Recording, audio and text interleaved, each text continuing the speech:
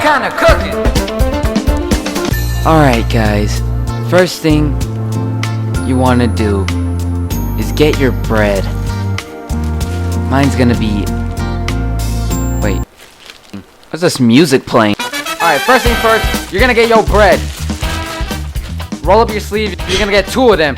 Slap them on the plate, and it should look like this. You're gonna get your Jif peanut butter and your Smookers, whatever that's called, and you're gonna put them on the toaster. Oh, I also forgot the butter knife. It should look like this. Then, what you want to do is get your peanut butter. Just smear everywhere. For me, it was kind of hard.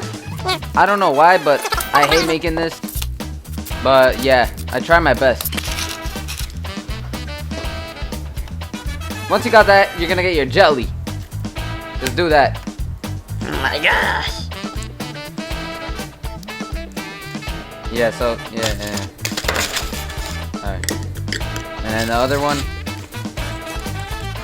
And then you're gonna squeeze them together. It should look like this. Alright, then you're gonna pour some milk. Mine's gonna be Anderson 2% milk. And now, it's time for the taste test.